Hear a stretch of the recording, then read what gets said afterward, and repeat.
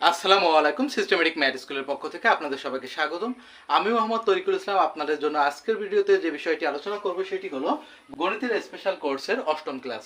আজকের ক্লাসের মাধ্যমে অঙ্কের এমন কিছু টেকনিক আমরা শিখতে পারবো যে টেকনিকগুলোর সাহায্যে আমরা আজকের ভিডিওর অঙ্কগুলো ছাড়াও এই একই প্যাটার্নের যত অঙ্ক আছে আমরা নিজেরাই সমাধান করতে পারবো। চলুন বন্ধুরা দেখি। একটি ত্রিভুজের ভূমি 6 সেন্টিমিটার এবং এর উচ্চতা 5 সেন্টিমিটার হলে ক্ষেত্রফল কত? সেক্ষেত্রে আমরা যেভাবে নির্ণয় করব, ত্রিভুজের ক্ষেত্রফলের সূত্র হলো হাফ গুণ ভূমি গুণ উচ্চতা, অর্থাৎ হাফ গুণ ভূমি হলো 6 গুণ উচ্চতা হলো 5। এখন আমরা 2 দ্বারা যদি 6 কাটি তাহলে থাকে 3 আর 5 গুণ করলে আসলে 15। এটির ক্ষেত্রফল হলো 15। অর্ধবৃত্তস্থ কোণের মান কত? সেক্ষেত্রে অর্ধবৃত্তস্থ কোণের মান হলো 90 ডিগ্রি। বন্ধুরা চলুন পরবর্তী অঙ্কটি দেখি। একটি ঘড়ি 10% ক্ষতিতে বিক্রয় করা হলো। যদি বিক্রয় মূল্য 45 টাকা বেশি হতো তাহলে 5% লাভ হতো। ঘড়িটির ক্রয় মূল্য কত? সেক্ষেত্রে খুব সহজে যেভাবে নির্ণয় করব, প্রথমে বিক্রয় মূল্যটি ছিল, এই বিক্রয় মূল্যটি বসাবো অর্থাৎ 45। তারপর হলে আমরা কি করব, প্রথমে লাভের পরিমাণ দিব, অর্থাৎ 5% যেহেতু লাভ হয় তাহলে 5 থেকে আমরা বিয়োগ করব হলো ক্ষতির পরিমাণ, অর্থাৎ ক্ষতি ছিল 10%, সেক্ষেত্রে ক্ষতি হলে আবার বিয়োগ দিয়ে দিতে হবে 10। তার সাথে আমরা গুণ করব হলো 100 দ্বারা।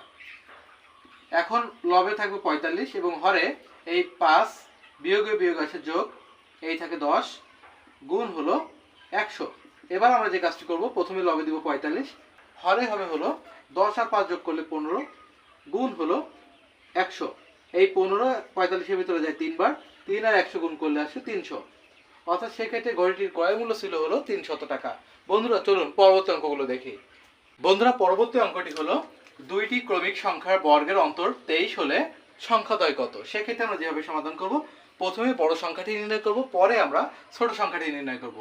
বড় সংখ্যাটি নির্ণয় করার সময় মনে রাখতে হবে যে অন্তর যা দেওয়া আছে এই মানের সাথে 1 যোগ করতে হবে। এই 23 যোগ 1 ভাগ দিতে হবে 2 দ্বারা।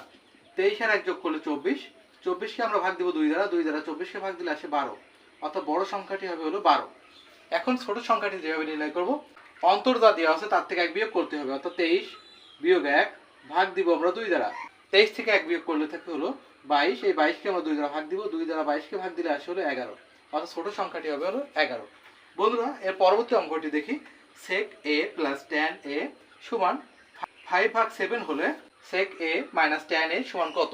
আমাদের সেক্ষেত্রে মনে রাখতে হবে, যদি একই মানের প্লাস মাইনাস থাকে, অর্থাৎ প্লাসের মান দেওয়া থাকে মাইনাসের মান চাই, অথবা মাইনাসের মান দেওয়া থাকে প্লাসের মান চাই, সেক্ষেত্রে জাস্ট যে মানটি দেওয়া থাকে এই মানটির হর লবে যাবে এবং লব হরে আসবে, অর্থাৎ সেক্ষেত্রে 5 যাবে লবে এবং এই 7 আসবে হলো হরে। এটি হলো এই প্রশ্নের সমাধান। বন্ধুরা এবারে যে অঙ্কটি দেখবো, এই অঙ্কটি খুবই গুরুত্বপূর্ণ অঙ্ক।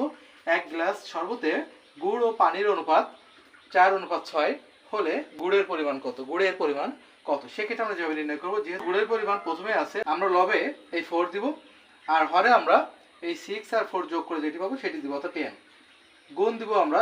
এবার এই 10 100 ভিতরে যায় হলো 10 বার, 10 আর 4 গুণ করলে 40, অর্থাৎ 40। বন্ধুরা চলুন পরবর্তী অঙ্কটি দেখি। বন্ধুরা এর পরবর্তী অঙ্ক হলো 1 থেকে 1000 পর্যন্ত বেজোড় সংখ্যার গড় কত? যদি এভাবে 1 থেকে 1000, 1 থেকে 10000, 1 থেকে 20000 যদি বেজোড় সংখ্যার গড় চাই, সেক্ষেত্রে আপনারা যেভাবে করবেন, এই দুটি সংখ্যার ভিতর দেখতে হবে বেজোড় সংখ্যা কোনটি। 1 যেহেতু বেজোড় তাহলে আমরা প্রথমে 1 নিব, এই ক্ষেত্রে আমরা যোগ করব। 1000 যেহেতু বেজোড় সংখ্যা না, তাহলে 1000 এর পূর্বে বেজোড় সংখ্যা হলো 999, আমরা এই ক্ষেত্রে যোগ করব হলো 999, ভাগ দিব আমরা হলো 2 দ্বারা। 999 আর 1 যোগ করলে আসে হলো 1000, এই 1000কে আমরা ভাগ দিব 2 দ্বারা, 2 দ্বারা 1000কে ভাগ দিলে আসে হলো 500, এই 500 হলো এই প্রশ্নের সমাধান। বন্ধুরা চলুন পরবর্তীটি দেখি। 1 থেকে 1000 পর্যন্ত জোড় সংখ্যার গড় কত? জোড় সংখ্যার গড় কত? এবার আমরা যে কাজটি করব, প্রথমে আমরা দেখব 1 যেহেতু জোড় সংখ্যা না, তাহলে 1 এর উপর জোড় সংখ্যা হলো 2, এই 2 এর সাথে আমরা যোগ করব। 1000 যেহেতু জোড় সংখ্যা তাহলে 1000 ভাগ দিব আমরা 2 দ্বারা। 1000 আর 2 যোগ করলে আসলে 1000, 2 ভাগ দিব আমরা 2 দ্বারা, 2 দ্বারা 1002 কে কাটলে আসে হলো 501। এটি হলো এই প্রশ্নের সমাধান, অর্থাৎ 501। বন্ধুরা চলুন এই পরবর্তী অঙ্কটি দেখি।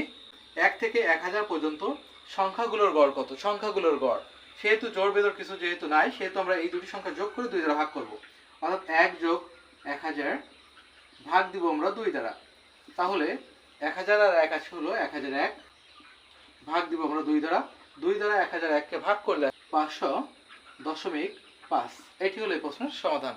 বন্ধুরা চলুন পরবর্তী অঙ্কটি দেখি। বন্ধুরা এবারে অঙ্কটি সর্বশেষ অঙ্ক এবং খুবই গুরুত্বপূর্ণ একটি অঙ্ক। চলুন বন্ধুরা দেখি যে 1 1 যোগ 2 যোগ 3 যোগ ডট ডট ডট যোগ 97 যোগ 98 যোগ 99 যোগ 100 সমান কত, সেক্ষেত্রে খুব সহজে যেভাবে নির্ণয় করা যায় আমাদের খেয়াল রাখতে হবে, যদি এভাবে সংখ্যাগুলো পরপর থাকে, তাহলে এই 100 আছে 100তম পদে, অর্থাৎ সেক্ষেত্রে সূত্র হলো n, তারপর n যোগ 1 ভাগ দিতে হবে 2 দ্বারা। সেক্ষেত্রে n এর মান আসবে হলো 100, ব্র্যাকেটে 100 যোগ 1 ভাগ দিব আমরা 2 দ্বারা। 2 দ্বারা 100 কে কাটতে থাকে 50, তাহলে 50 গুণ 100 আর 1 যোগ করলে আসে হলো 100, 50 আর 101 গুণ করলে আসে হলো 5050। এটি হলো এই প্রশ্নের সমাধান। বন্ধুরা, যদি ভিডিওটি ভালো লাগে লাইক কমেন্ট শেয়ার করতে ভুলবেন না। আর যারা নতুন আছেন ভিডিওটি দেখছেন, গণিতের এমন আরও অনেক ভিডিও পেতে আমাদের আইডিটি ফলো দিয়ে রাখবেন, এবং যারা ইউটিউব চ্যানেল থেকে আমাদের ভিডিওটি দেখছেন তারা অবশ্যই আমাদের ইউটিউব চ্যানেলটিকে সাবস্ক্রাইব করবেন।